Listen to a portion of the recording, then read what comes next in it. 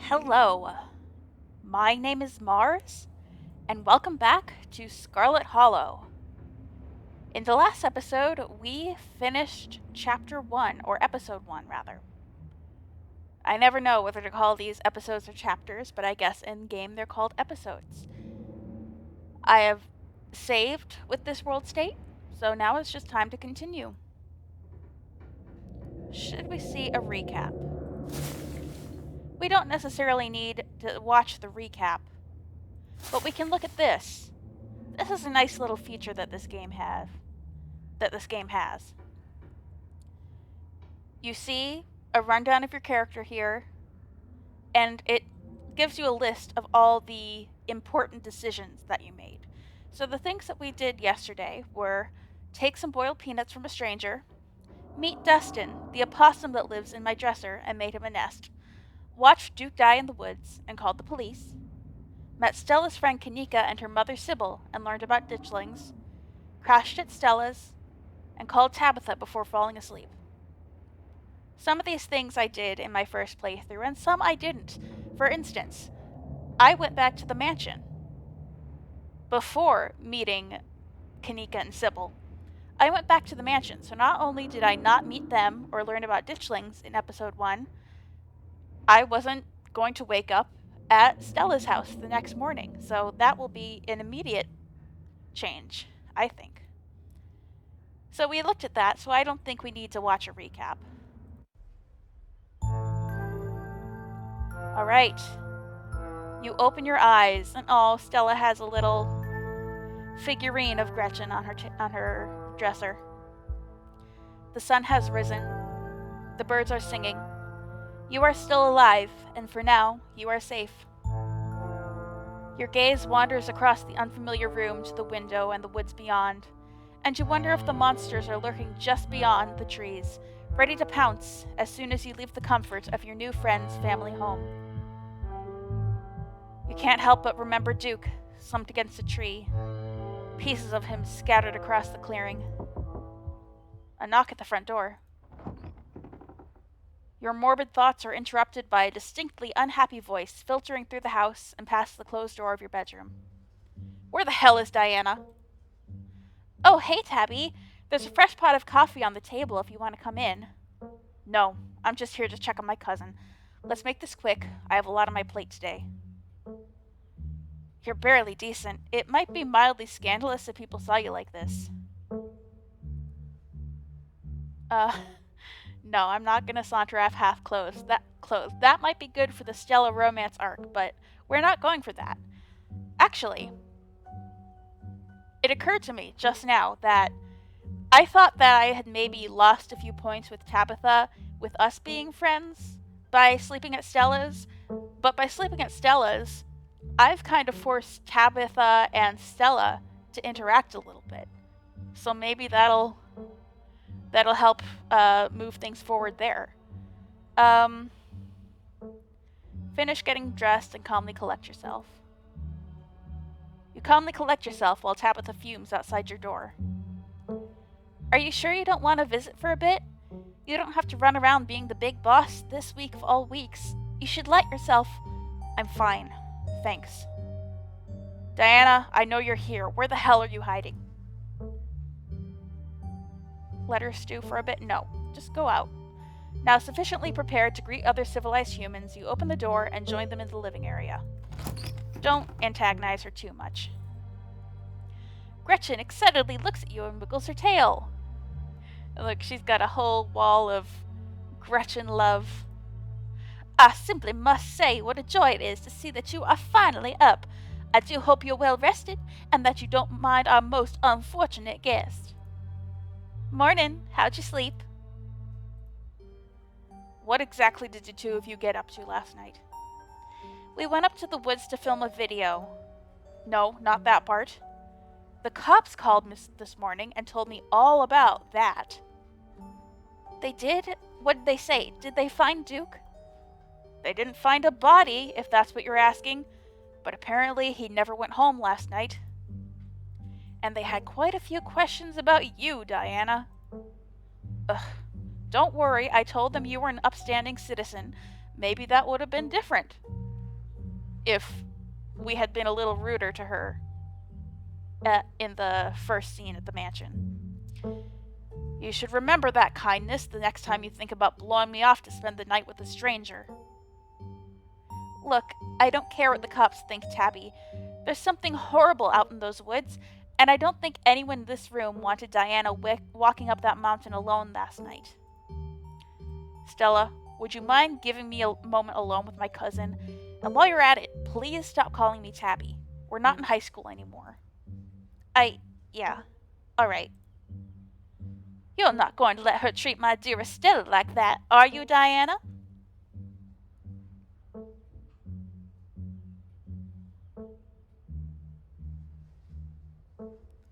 Isn't this Stella's house? Yeah, maybe I should, try and show her Stella's... Remind her that Stella is a person. I don't know. Isn't this Stella's house? Why are you bossing her around? This really isn't a hill worth dying on. I'll give you two some space. Thanks. You've been in town for less than a day, and my stress is already through the roof. I mean, I get it. Stella got you all worked up, and you were too scared to walk home. Sure, whatever. That checks out. But I don't care if those woods are chock full of ghouls and ghosties. You have me worried sick. From now on, you're back at the estate by bedtime. No more impromptu sleepovers.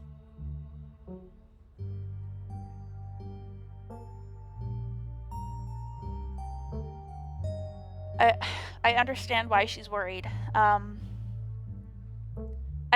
This was kind of a fun change of pace, and I did go sleep at the estate every night, just like she told me in my last playthrough. But tell the truth, I was too scared to walk home alone. I watched a man die last night. Tabitha, I watched a man die last night. Cut me some slack. Look, I have no idea what happened in the woods, but if that's true, it's all the more reason to head back to the estate before it gets dark. I'm leaving. I've already lost a good chunk of my workday coming down here. I expect to see you back at the estate tonight. You hear Stella's voice call out from another room. Wait, Tabby, let me know if you're free sometime, okay? Tabitha sighs. You're relentless. We'll see. But don't get your hopes up. Oh ho! We'll see. Hey, you good? Sorry about Tabby. She totally blindsided me.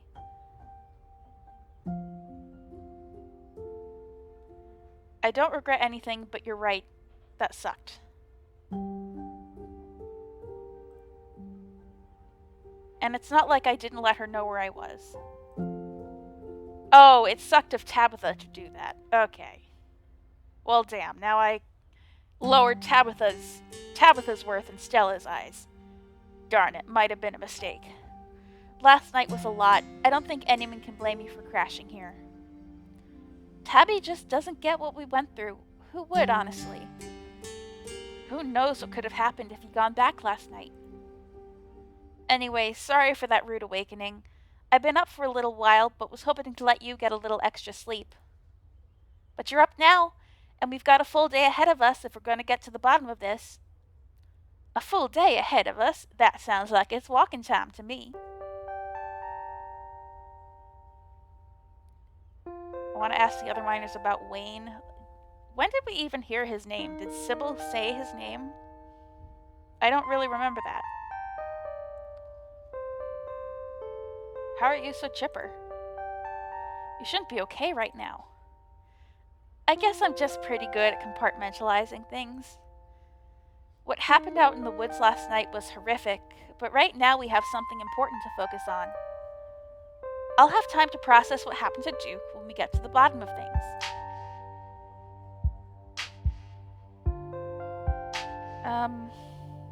Should we continue to pry?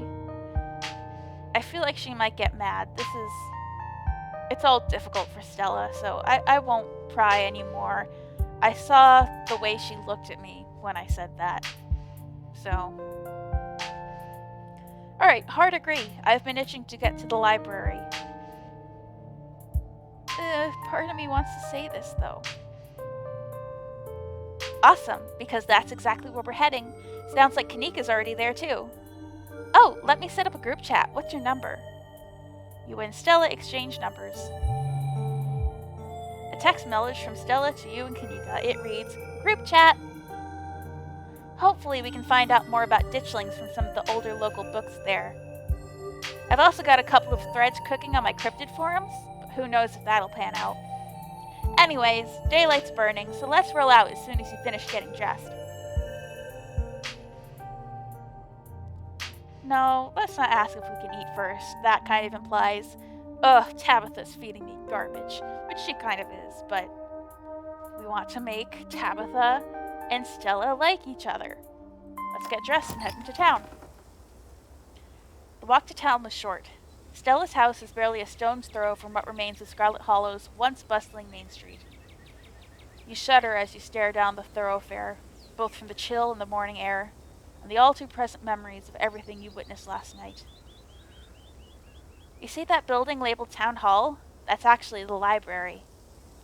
Well, it's also the Town Hall, but that's just a small upstairs office nowadays. I guess this town's not what it used to be. That, and our mayor's really into going on walks. I think there's actually going to be a meet and greet later this week. Could be just the pick-me-up we need, what with everything that's been going on. Stella may be fond of him, but I certainly didn't vote for that beast. Alright.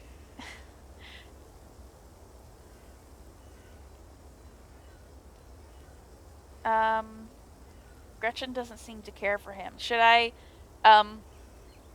continue to make Stella think I'm crazy? I don't know. Let's do it. Gretchen doesn't seem to care for him. Alright, I know you've joked about it a couple of times, but now I'm actually starting to believe you can understand her. Gretchen absolutely can't stand Mayor Jimmy. Oh, hey! Morning, Stella. And same to you, Diana. Speak of the devil, we were just talking about you. Coming from Stella's, huh? Did y'all have a slumber party? Sorry, y'all, but I'm actually in a bit of a rush this morning. I can't really stop to chat. It'll take me a bit to set up, so if you want to catch up with folks or grab something at the diner, you can meet me at the library when you're done.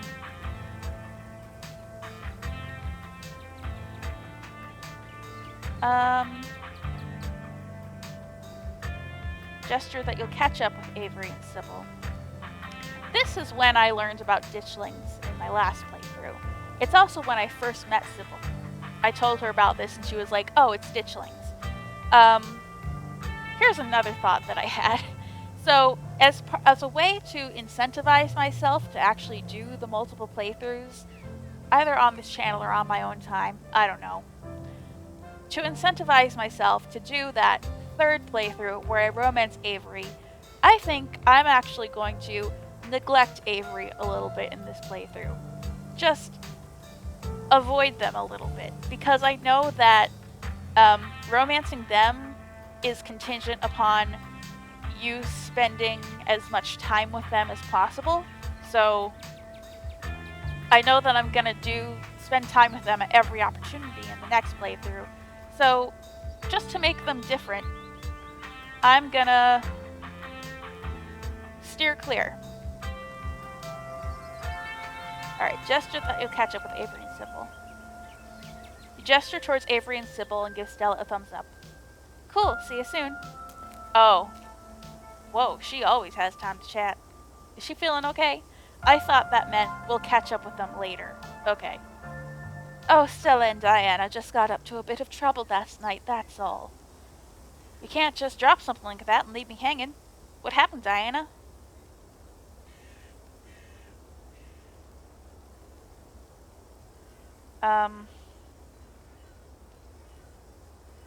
Duke got hurt. I mean, it's not a total lie.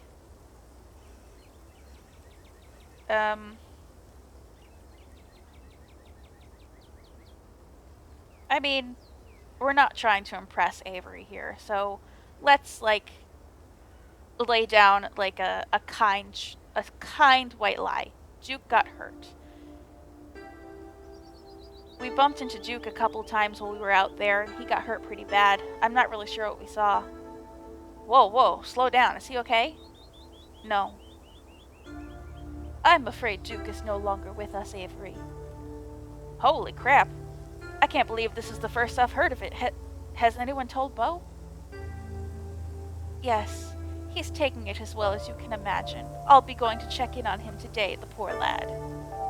I can't believe you had to see that, Diana. Tell you what, I'm on break for the next half hour. How about you swing by the diner? Winnie can fix you some of Sybil's new blend and try to calm your nerves. It's chaga and lemon balm. It always helped me on the bad days.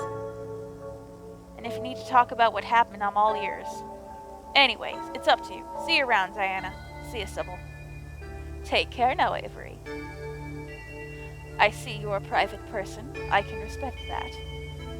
You never know how someone might respond to hearing the truth of what you encountered last night. I'd better get back to it myself. I'm glad I was able to catch you this morning, if only to see how you were holding up. Please don't hesitate to stop by if I can be of any help.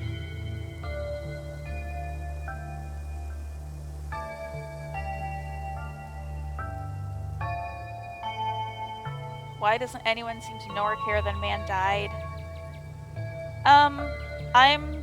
I'm curious, so ask if she knows anything else about ditchlings. Do you know anything else about ditchlings? I know you said you didn't know much beyond those stories, but I'm afraid that's still true. But I'm sure that you and Stella have what it takes to get to the bottom of things. I'm so sorry to cut our conversation short, but I've got things that need tending to.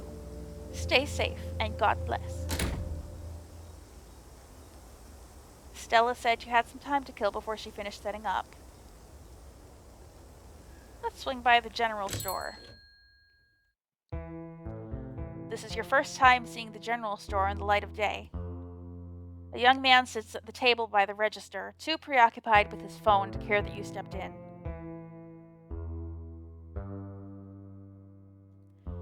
If I wanted to buy chips or something, do I talk to you, or...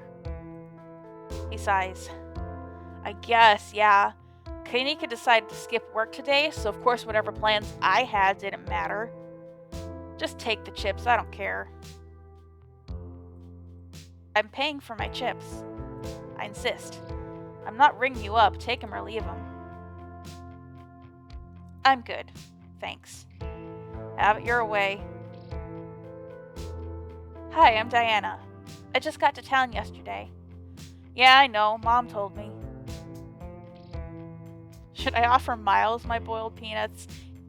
He shows up later in the day. I don't know if that will affect how things go with him. What's your name? Miles. What you doing on your phone? Games. You probably haven't heard of them. You're done here. Return and leave the general store. Yeah. I visited the general store without stealing anything, and I got an achievement for it, 'cause I took the chips last time, thinking that maybe there would be an option to leave money on the counter or something.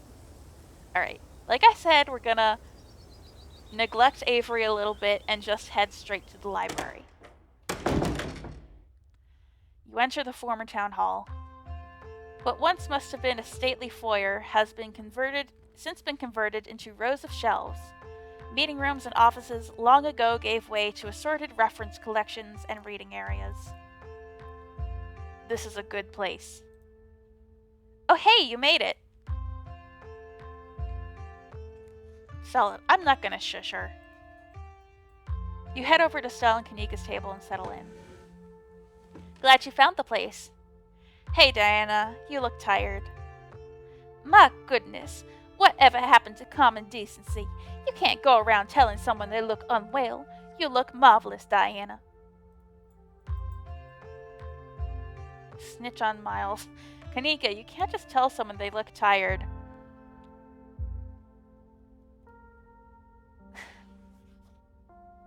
Snitch on Miles.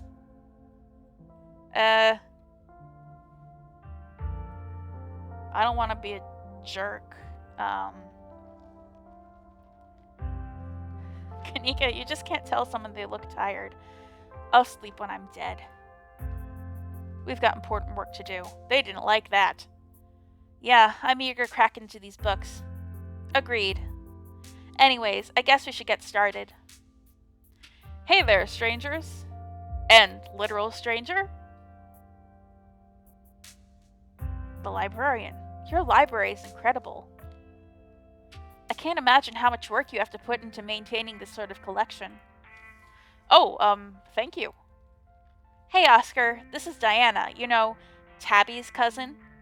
Oh, I should have known you were a Scarlet. You look so much like Vivian. Not that I knew her very well. I was still a little kid when she left. But that Scarlet resemblance, it's, strong. I'm Oscar Gutierrez, chief librarian, and only librarian. Oscar's amazing. He practically built this library from scratch. Yeah, I'm a little jealous of what the kids around here get to grow up with.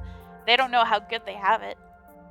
Back when I was in elementary school, all the library had was a couple shelves of boring books donated by old people. Y'all are too kind. But speaking of kids, have either of you seen Rosalina around town? I don't want to be a helicopter dad, but she hasn't been answering my texts, and I wanted to make sure she isn't getting into trouble out there. You know the crowd she hangs around with. They're good kids at heart. I'm sure they're just up at the old Maxwell place doing teen stuff. I went up there plenty of times in my day, but I'll be sure to keep my eyes peeled. What's the old Maxwell place? It's this great old abandoned spot. We used to hang out there when we were teens. I can't believe I used to be so reckless. The floors there were like Swiss cheese. I should really have a talk with Rosalina when she gets home. I don't like the thought of teens getting up to mischief with the ditchlings in the woods, but do we want to worry Oscar? That's the question. Do we want to worry Oscar or say nothing? You say nothing and let the others talk. You might not want to let her run off like that anymore, though. It's not as safe as it usually is around here. Is that so? Kaneeka's right. There's some weird stuff going out in the woods. That's actually why we came in today. Have you ever heard of creatures called ditchlings? They're a type of cryptid that shows up around places on the brink of disaster. They kind of look like if the Pillsbury Doughboy was a creepypasta. Tea break. My throat was getting dry. Kaneeka's mom told us about him last night, after seeing some footage we got in the woods. Ditchlings. Doesn't ring a bell. Dang, worth a shot. Okay, if you were, say, trying to predict a horrible disaster that might befall our town, where would you start looking? Well, they say history repeats itself, so I'd probably try and figure out what sort of disasters this region typically falls prey to. Should I be worried about something? I don't know yet. I'll be right back. Gonna go nab some more books. Behave while I'm gone, Gretchen. Oh, you don't have to worry about her, Stella. You're such a good dog, aren't you, Gretchen? Here, have a biscuit, old gal. Well, ain't you the sweetest thing on two legs? Gretchen inhales the soft biscuit, drool leaking from her toothless mouth as she swallows it whole. My dog also doesn't have teeth. They're all super infected, so she went to get a dental and they removed all of her teeth. And now her breath smells so much better. Gretchen probably just doesn't have teeth because she's old. I'm pretty sure Stella's barking up the wrong tree, Oscar. I don't think you have to worry about any horrible calamity befalling the town. But she's right about the weird stuff. There's definitely something unusual going on out in those woods. Whatever's out there has been brutalizing the local wildlife. The man's already dead. Last playthrough, I was telling everyone to get out. Get the hell out of here.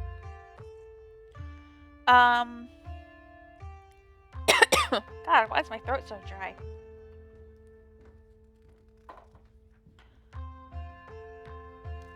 Whatever's out there in the woods has been brutalizing the local wildlife. I don't think it's safe. I'm gonna try calling Rosalina again. Maybe it's my man voice. My dad voice. I'm sure she's fine, really. Rosalina's a smart kid. She knows better than to go around getting into trouble, and will make sure to keep her eyes peeled. Thanks, Kaneeka. And Diana, if you see a 13-year-old girl with a black braid and glasses, would you let her know her dad is worried about her? Oscar anxiously wanders off, phone in hand. Got him! Just grabbed a whole mess of local history books. Stella sets a massive pile of books on the table and pulls up a chair. All right. This is going to be so much faster with the two of you here to help out. Got our snacks, got our source documents. Let's get this research party started. Reading awaits. Booksmart Explorer. Flip through historical buildings in Scarlet Hollow. I should do that first.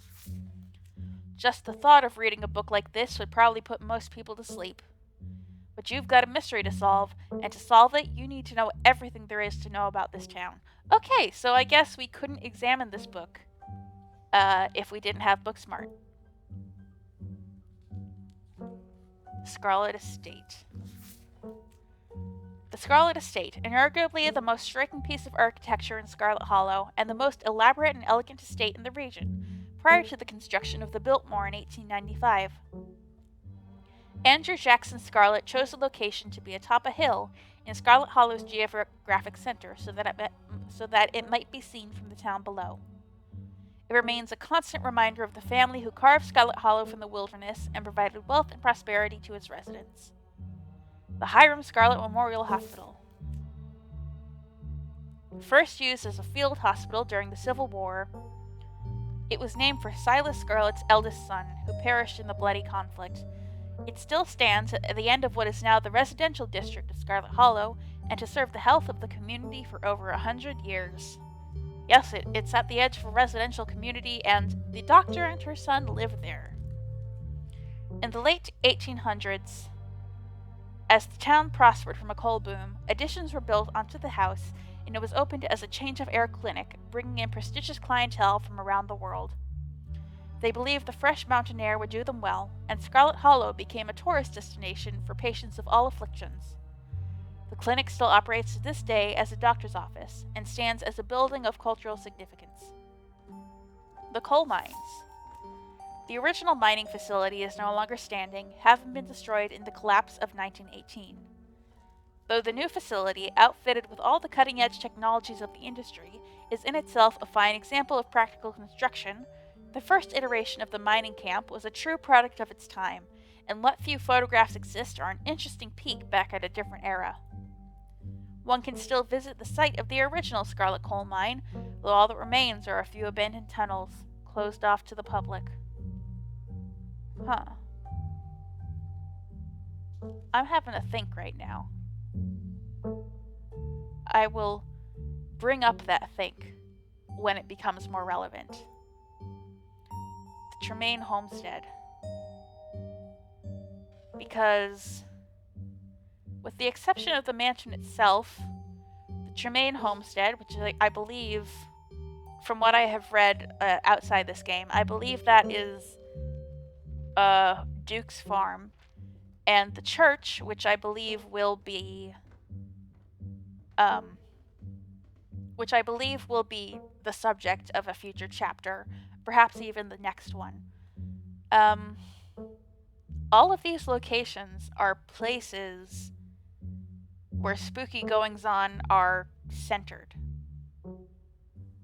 and where a certain artifact can be found. Situated on the edge of Scarlet Hollow's farmlands, the Tremaine Homestead was one of the earliest settlements in Scarlet Hollow, predating even the town's famous coal mines.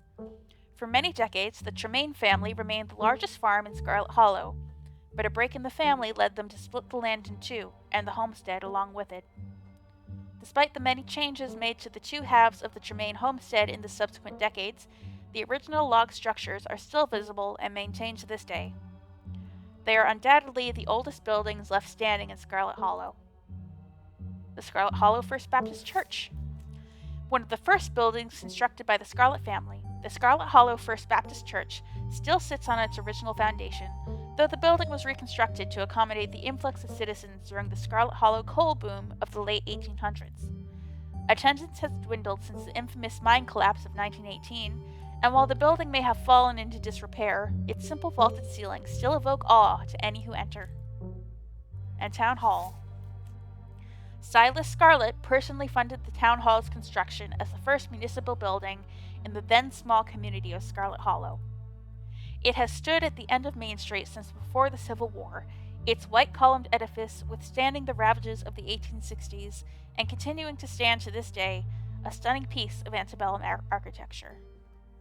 After the town of Scarlet Hollow switched to a dog-mare system of governance in the 1920s, yes, you read that correctly, there is a reason that Gretchen hates the mayor, why the mayor likes to go on walks, and why a meet and greet with the mayor is so exciting to the townspeople. It's because he is a dog. Okay, the building has been put to different use, though the upstairs still house the town archives and a special ceremonial office for events with the mayor. So the mayor of Scarlet Hollow is a dog. You're done here. That was interesting. That definitely was a piece of foreshadowing for each individual chapter. Much like the cutscene at the very end of chapter 1, had flashes of Reese at the clinic, the alpacas in some hole in the backyard of the church, Rosalina's room in the library, which used to be the town hall, and the mine. Like, it had these flashes of all these places that we were going to be going. And this is just kind of reiterating all of that. So, but the Tremaine homestead, that's not something I necessarily expected to be a big part of this. Maybe if Duke survives, he becomes a even more important character than I thought. Alright, more. Veins of Scarlet, a history of the Scarlet Hollow coal mines.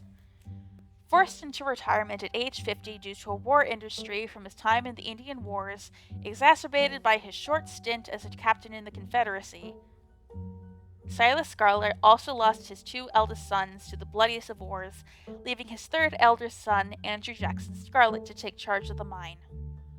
Under his leadership, the mine prospered, undoubtedly in part due to the growth of the railroad industry.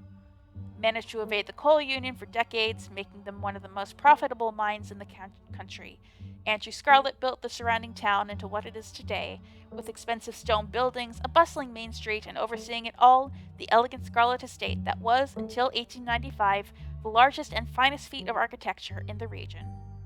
Culminating in the tragic collapse of 1918, it was found that Charles Shaw, the co-manager of the mine, had loosened security measures to increase production during World War I, resulting in a fatal collapse and the deaths of over 160 men and boys, some as young as 10. The casualties included Andrew Jackson Scarlet's son, Theodore, his brother, Enoch V. Scarlet, who had taken over for their aging father during the bustle of the war, managed to pull the mine from the brink of ruin, thereby saving the town. So this is how your family made its fortune. Great. Silas Scarlet, soldier, woodsman, leader. I'm sure this book won't be biased in one particular direction at all. Silas Everett Scarlet was born to Colonel Everett J. Scarlet in 1818, one of 12 siblings.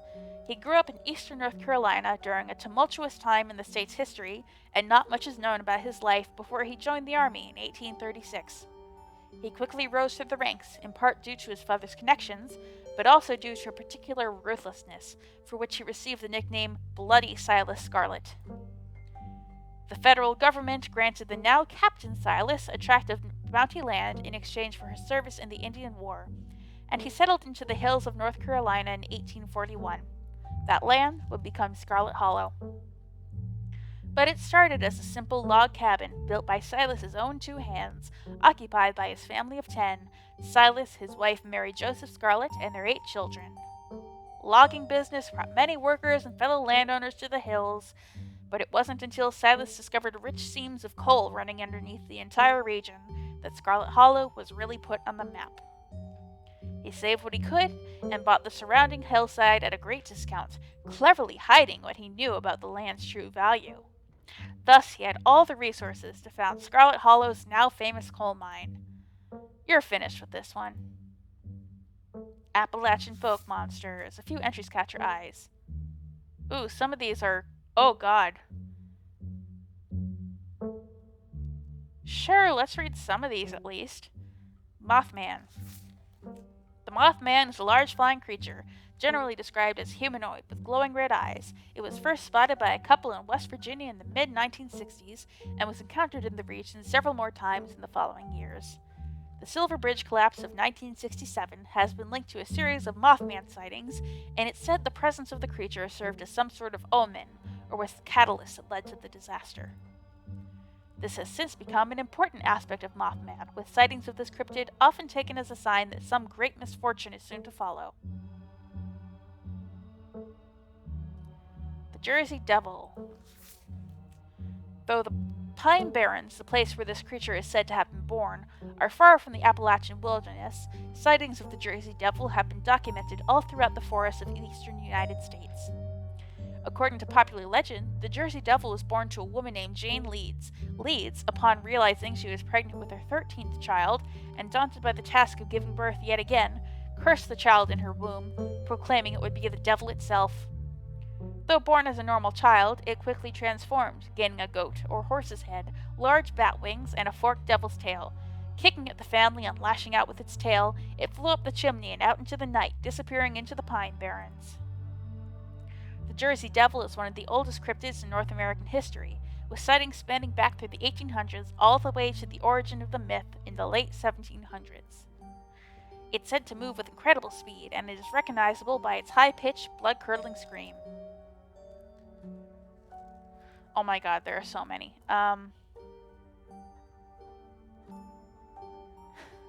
know there's an achievement for reading every single one, but do I want it that so bad that I'm gonna read all of these during a Let's Play?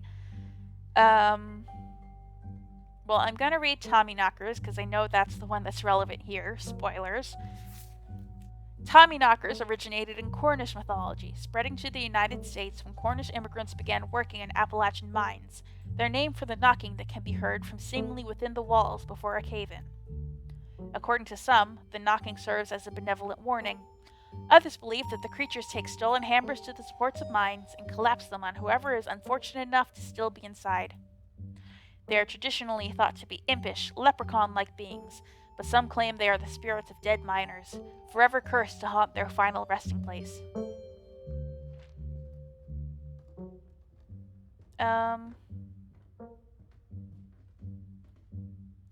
Let's read one more. Ginseng babies. It's safe to say life was hard in the South after the Civil War. The land and its people had been ravaged by conflict, and many turned to unusual industries to get by. One such industry was that of ginseng diggers, or sang diggers as they were colloquially known, who eked out a meager living for themselves by digging up and selling wild American ginseng. Myths surrounding sang diggers were plentiful, but most prominent among them was that of the ginseng baby. It was said that if you dig up a ginseng root on the night of the new moon, it will cry like an infant and leave blood in the earth where it's torn free. The parallels to European mandrake myths are clear, and it can be assumed this myth rose from cross-pollination from European immigrants. But perhaps on the night of the new moon, you should go out and dig up a ginseng root. See if it cries, and check the earth for its blood. For it could be that the myth spread not through legends passed down through immigrant families, but from the unsettling experiences of these Appalachian foragers. Okay, I'm done here. I'm kind of interested in reading the rest, but I've got a video to make interesting. Close the book and put it back. I think I'm all done. Let's check in. Alright, if we're going with what Kaneeka's mom told us last night, I think we can rule out any natural disasters as what brought the ditchlings here. But not nuclear incidents. Look like our state has a history with those. What about y'all? Find anything? Before you can respond, a handsome black cat leaps onto the table. Stella quickly slams her book shut. Aw, hey, Pixel. You might want to close your book. He loves to rip up any paper he can find. Pixel, my dear friend, it's been too long. How have you been? Hungry. Did Stella bring the good stuff? Haha, don't worry, little guy. I didn't forget your treats. Oh yeah, snack time. Crumsh, crumsh. Sorry if Pixel's bothering y'all. Hopefully he hasn't gobbled up any of our books. He can't stand the thought that people might pay attention to anything that isn't him. Hey Pixel, what do you think about the monsters we saw in the woods? I'm an indoor cat. I know nothing about no woods. I just hang out in the library, especially now that our house is haunted.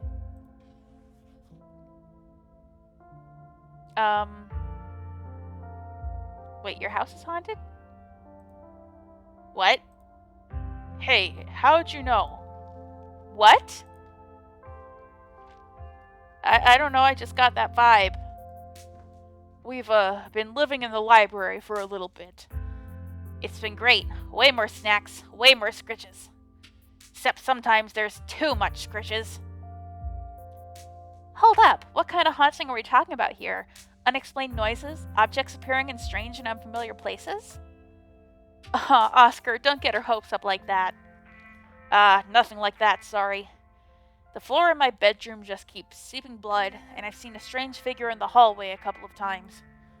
Wait, you've seen a full-body apparition? Can I see it? Stella, it's probably just a dirty pipe or something. But what if it's a ghost? It's worth looking into. Y'all are more than welcome to check it out. Maybe tomorrow night? Yes, we'll be there.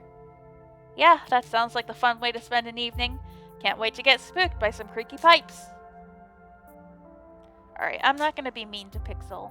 Leave Pixel be. The cat curls up on the table, fast asleep. Alright, I better get back to shelving. Let me know if y'all need anything. Let's talk about historical buildings of Scarlet Hollow. Oh my god, you read that? That book was assigned as punishment if we misbehaved in school. It's an excellent sleep aid. NyQuil and melatonin have nothing on historical buildings of Scarlet Hollow. Rumor has it that nobody has read it from cover to cover. You guys are missing out. That's one of my favorite books here. Such rich history. So you know about all the places, Oscar? You're suspicious now. I guess we're just kindred spirits, Diana.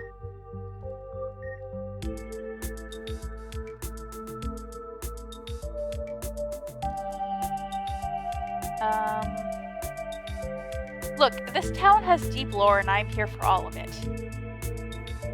Oh, definitely. I brought this book here for a reason. I'm just surprised someone finally got through it. When were you going to tell me that the mayor is a dog? Ha, darn. I was hoping it'd be a surprise. Scarlet Hollow hasn't had a human mayor since the 1920s. Yeah, if you were hoping the mayor might be able to help us out here, you're out of luck. I'm afraid it's true. Mayor Jimmy is a rascal and not to be trusted. What happened to the estate? At some point, the hill it was built on started falling apart.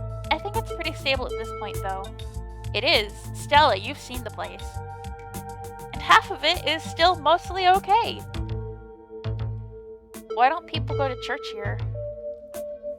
We've just never really had a good pastor around these parts. Not as long as I've been around, at least. And I'm not really much of a church person anyways. Who has the time? The building gives off weird vibes too, and not in the fun, haunted way. Even the hospital here is named after my family. I know it's in the name, but calling it a hospital is generous. Right now, it's a one-woman medical clinic. If any serious emergencies happen these days, we've got to call an ambulance from out of town. That's where Reese and his mom live. She's the town doctor, though these days she doesn't really see a lot of patients. The Tremaine homestead seems like the only thing here that doesn't have the Scarlet name stamped on it. Yeah, I think they've been around these parts even longer than your family, though they're the Tremaines and the Callaways now.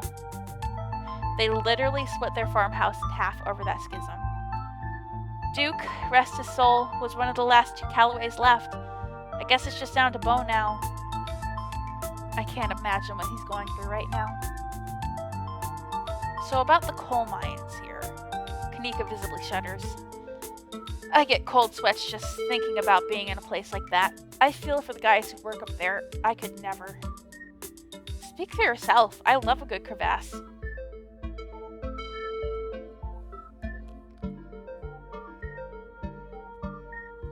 What happened after the mine collapse? The book just kind of glosses over that. There was a union for a little bit, but it didn't last. There's not a whole lot written about the past century here. Yeah, the Scarlet Hollow mine isn't exactly the most ethically run business. No offense or anything. I'm sure Tabby runs the mines better than Charles Shaw did. Still hasn't let the union in, though. There's a reason she and I don't talk. History tends to be written by winners. Maybe there's more to Charles Shaw's story than these dusty old books are letting on.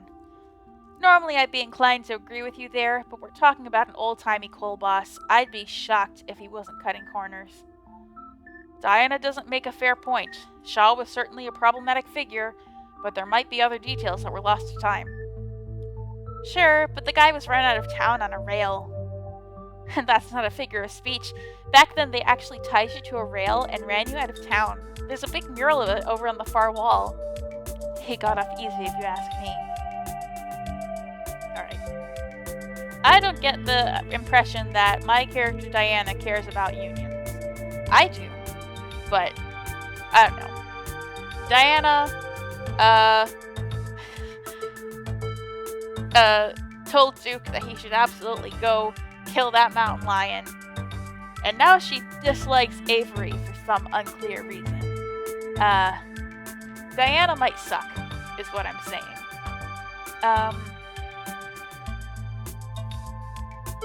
What if there's something toxic in the mines? Wayne seems sick. Maybe the ditchlings are here to foretell another collapse. Yeesh, that's morbid. Besides, it was all Charles Shaw's fault.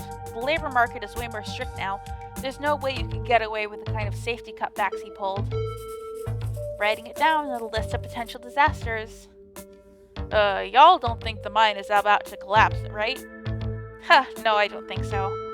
Whew, had me worried there for a second. I hate to give Tabitha any credit, but the mine is safer now than it was back then. Still, what a horrible thought. You never know.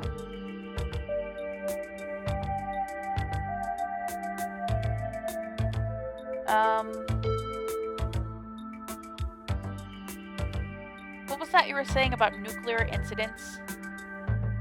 You were talking about that Goldsboro thing, right? Huh, yeah. Apparently in the 60s, a B-52 carrying a live warhead broke up midair and dropped a couple of bombs. Fascinating bit of history there. The first of the two bombs landed upright after its parachute got caught in a tree. Thankfully, it didn't go off. At the time, the government claimed that the bomb was unarmed, but it later came out that the only thing preventing a detonation was a single electrical switch which failed to trigger on the descent. And 60 years later, the second bomb still hasn't been recovered. Right. Its conventional explosive disintegrated in midair, but most of the nuclear material was made unrecoverable by flooding. If I remember correctly, they just buried it and sealed it up. I'm sorry, did you say they buried it? Do y'all need something dug up? Because if so, I'm your gal.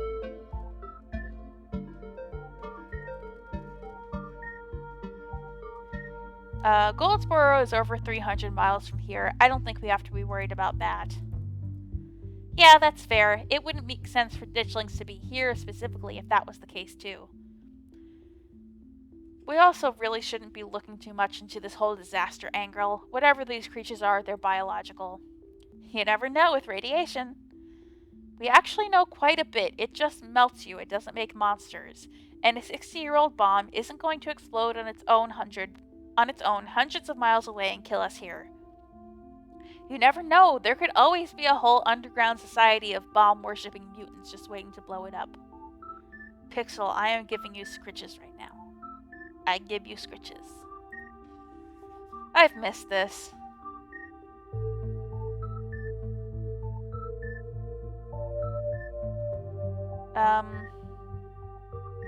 Silas Scarlet. So Silas Scarlet.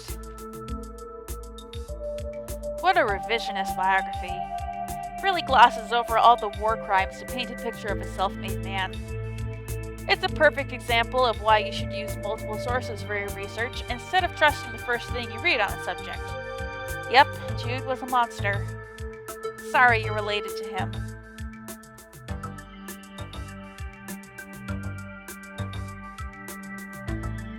He seems like a terrible person, but I don't see what that has to do with bad omens or creatures in the woods. I agree, we're talking about ancient history here. Yeah, we probably have better leads. It never hurts to have historical context. Okay. I kind of overlooked Oscar as a romance option in the past as well, but he's kind of hot too. I don't really go for the whole dad bod, dilf kind of thing, but smart, loves books and loves history and all that stuff. Very sexy. Playthrough number 4. Folk monsters.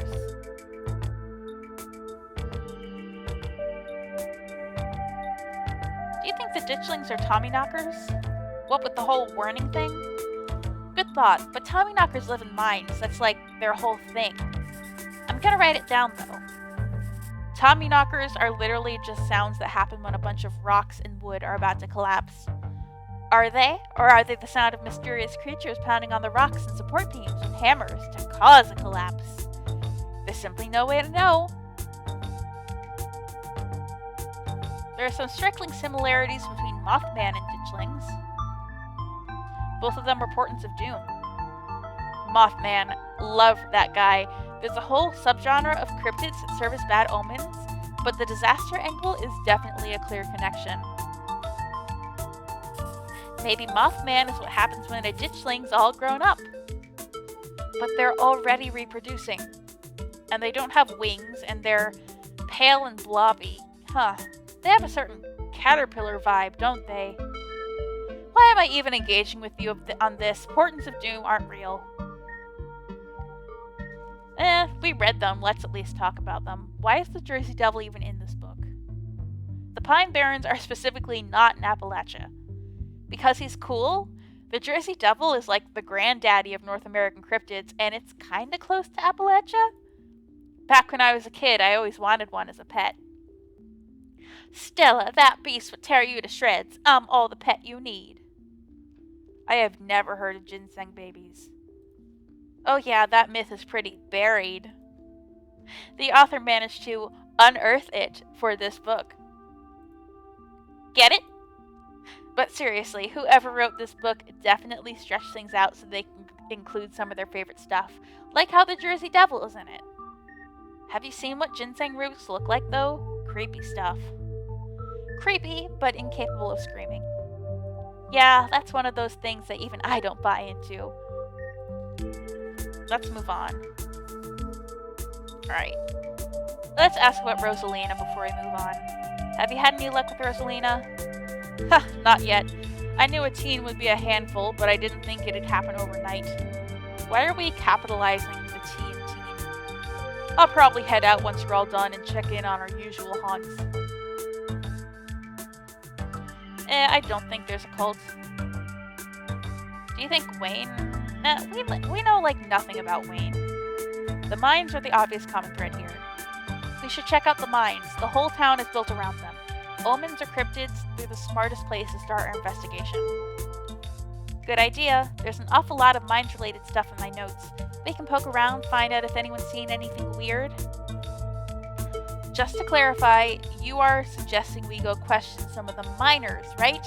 We are not poking around unprepared in the actual mines, right? Right? Yeah, totally. 100%. I would never. We don't even have a good reason to go down there. Good. Let's keep it that way. You know how I feel about mines. I promise, Sneaks, we're just going to question some of the miners. And if that questioning gives us a good reason to poke around, say a cool abandoned coal mine, then we'll cross that bridge when we come to it. You can cross that bridge when we come to it. I am not going underground. I will say, Stella was a lot less terrible than I had remembered her being in episode 1. I still don't like it when she does stuff like this. She's very pushy. Kaneeka clearly does not want to do this, and she's like, but it'll be fun. Come on, do it for me. Like, that bothers me a lot. I'm just messing with you. We'll stick to the surface. She's not. She wants to go in those mines. That reminds me, there's been this really unsettling miner who's been coming around my mom's tea shop lately. His name is Wayne, and there's something wrong with him. Like, viscerally wrong. Okay, so here we know concretely that Wayne is a miner. No kidding. He snuck up on us last night and called out Diana by name. Sent chills down my spine. I don't know if there's much of a connection, but if we're headed to the mines, we might as well look into him.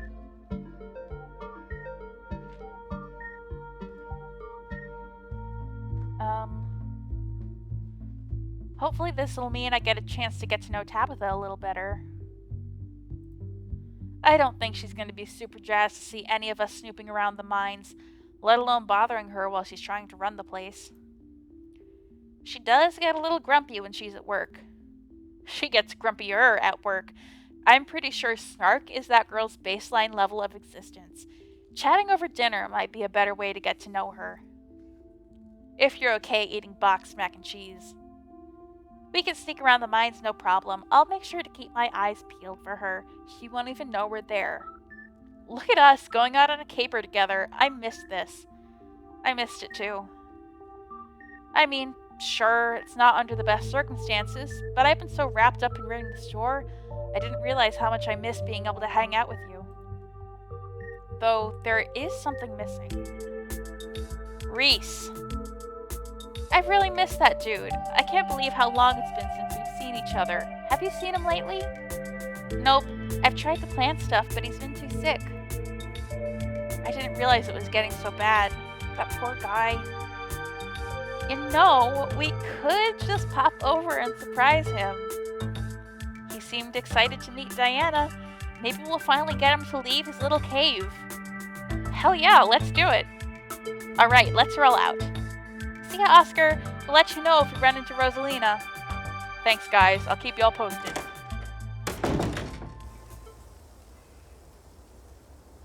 Alright, so.